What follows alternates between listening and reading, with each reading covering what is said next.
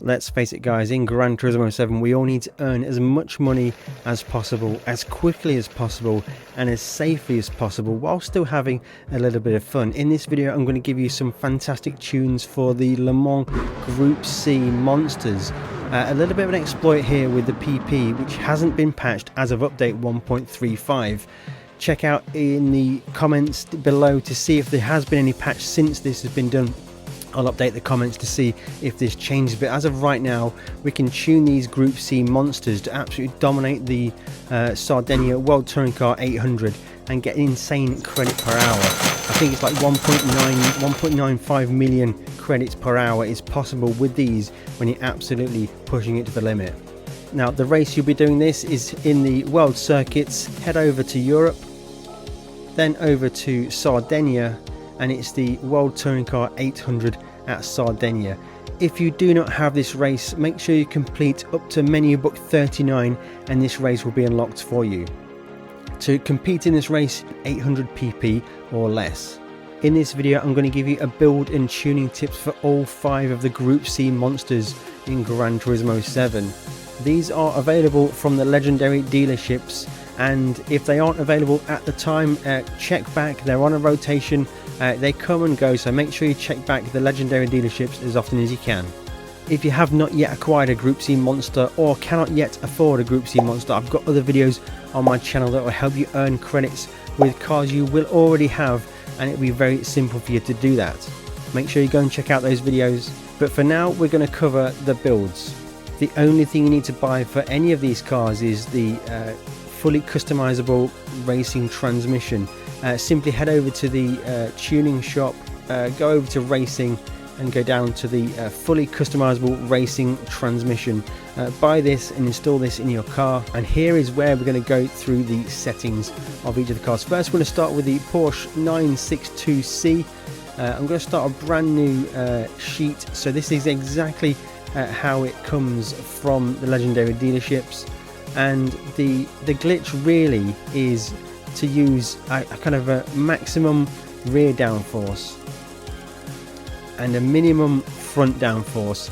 This really throws the PP calculations and gets you under that 800 pp limit. So that's fine to start with. We're going to continue to tune the car. This is going to make the car hideously understeery, especially at high speed. And what we're going to do to combat this is to go a bit of a min-max setup again. Minimum front stiffness in the suspension, maximum rear stiffness and ride height in the suspension. And as you can see, changing anything in suspension no longer changes PP. This is not calculated in the PP calculations anymore. It used to be, but with a recent patch in Gran Turismo 7, this no longer has any effect on PP. So basically we're going to have the front as soft as it can go, the rear as hard as it can go, and this is going to hopefully promote some steering, some mechanical steering in the car. For camber I normally just set it to 2 degrees front and rear. We could do much further testing on this, but because the PP numbers are no longer calculated, it becomes more of a mystery than it used to before. Toe angle I do not change, and then for the differential I've got a full dedicated video on my channel explaining LSD settings, but for now we're going to go for minimum initial torque, acceleration sensitivity, I'm going to leave that exactly how it is, and then braking sensitivity I'm going to go completely minimum. We want to free the car up to allow the car to turn in and generate as much steering as possible to combat that aerodynamic imbalance. Transmission, we're going to select the fully customizable racing transmission, and we're going to leave the gear ratios as it is. You can play with the gear ratios, that may help you to get some different fuel, but you see we've still got some headroom when in regard to the PP. So this is where we can now just balance back the front downforce to get it into that PP window. So just incrementally bumping up front downforce until we get to that 800 pp or just below the 800 pp limit. Constantly pressing triangle to retest that PP, and we're going to get closer now. It's going to be 799. One more is it going to be 798, 79992. I think that's going to be too far. Okay, so 594 is what we're going to finish up with our front downforce. Nothing else here needs to be changed. We can change the brake balance on the fly through the MFD, so that's all good. So here are the settings. This car will be pretty fun to drive. It's going to have incredible horsepower, 690 horsepower, and it's going to have 594 points of downforce. So we're still going to get really good corner speed. Staying with the racing medium tyres, we're all good there, and that is going to be it. That is going to be Porsche tuned and ready to go. And quite simply, guys, we follow a very similar process. We're going to Mazda 787B, go to settings, and we're going to start a brand new sheet just so we know this is the default settings, and currently 842 pp. So we're going to do the minimum front downforce again. This is the kind of glitch side of things, guys. Maximum rear downforce, still with the racing medium tyres. We're going to min and max the fronts, maximum rear, or maximum rear. This is going to really promote the car to have less rear grip, but we're going to be so downforce heavy at the rear that we're going to have great rear grip anyway. And then just softening off the front just to get the car tucked in, especially at Sardegna with the slower speed corners. It's really going to help. Now we're down here, and then minimum front ride height, initial torque, just lower that down just to get the car freed up. And again, braking sensitivity, just to free up the car a little bit. Coming over to the fully customizable racing transmission, and we've still got a bit of headroom. So here's where we get the front downforce, pump the front downforce up to get into the window where we're at this, just below 800 pp. Two more.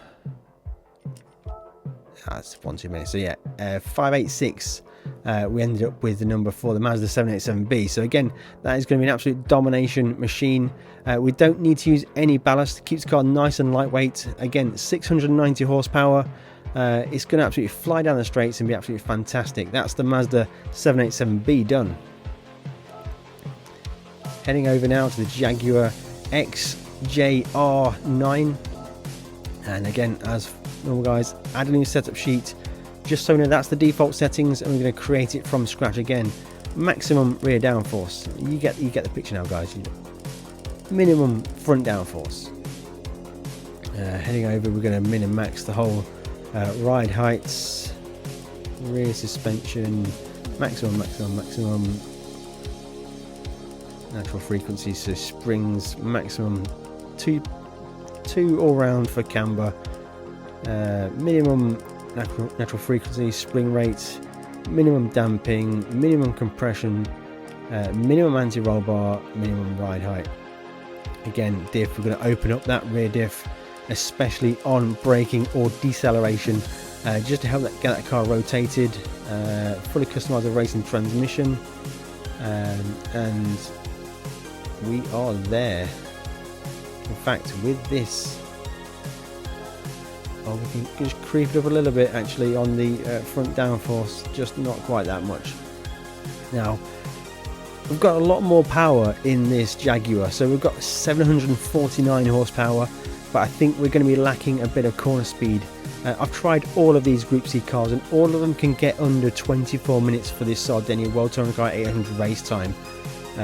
So if you really wanted to be super anal about getting to that PP limit, you could just go over on the PP and then just add some ballast to try and get as close to that magical number as possible.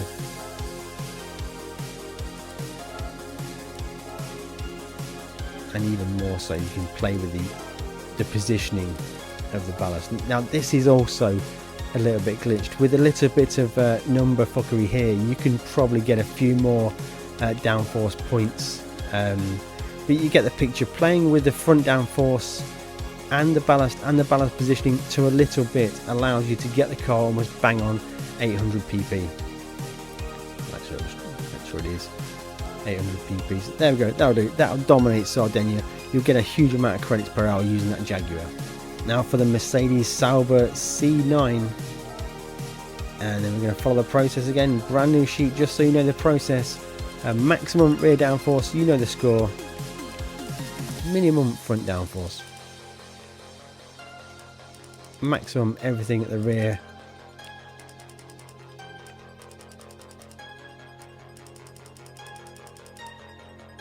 camber, we're going to stay with 2. Just 2 all round, good round number, I think. Minimum front, everything else. Damping, anti-roll bar, minimum front ride height, initial torque on the diff, minimum braking sensitivity just to open it up. Head over to the transmission, fully customized racing transmission. Actually, going back to the Porsche, we probably should have bumped that up a little bit. Top speed, you're going to be looking at 370 kilometers an hour, so maybe just up it up a little for the Porsche.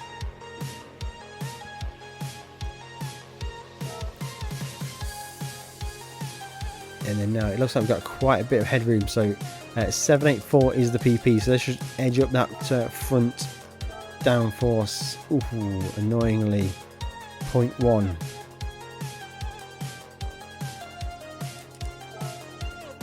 Just play with the numbers, guys. 799.98, as close as you're going to get it, really. We're going to have 710 horsepower, 548 downforce points, so we're still going to have great corner speed, and that is the Mercedes C9 done.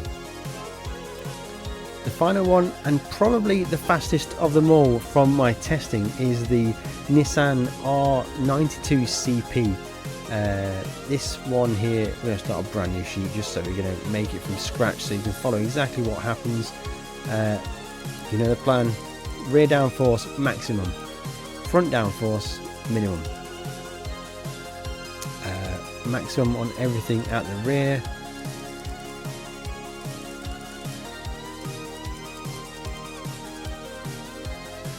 Let's just do 2 degrees of camber all round, because why not? The game doesn't give us the data anymore, which is rather frustrating, but it is what it is. We work with what we've got, and then we're going to come down to the initial torque, open that up, and open the braking sensitivity up. Head over to the fully customized racing transmission. The racing transmission, guys, it really does remove the gear shift delay. It makes it more like a modern sequential gearbox rather than a H pattern shifter like in the real car is, and it really helps to just carry the speed through the corners and get the gear selections right. And then once that's done, we've got 788 horsepower, and we're going to bump up the front downforce to get us in that window. And you can clearly see how this car is one of the best, because the ratio of downforce to power is pretty insane, guys. So we'll just edging over there, one lower. Okay, so 562 front downforce points, and we've got 788 horsepower. This car, of all 3, 4, 5, there's 5 of them, this car is my favorite. So there's the tune for all 5 of the cars. But what is the strategy? It's pretty simple, guys. You're going to use fuel mixture, which allows you to get to lap 8 in the race. Pit for brand new racing medium tyres, full tank of fuel, and then finish the remaining 7 laps using whichever fuel mixture works to get you to the end of the race.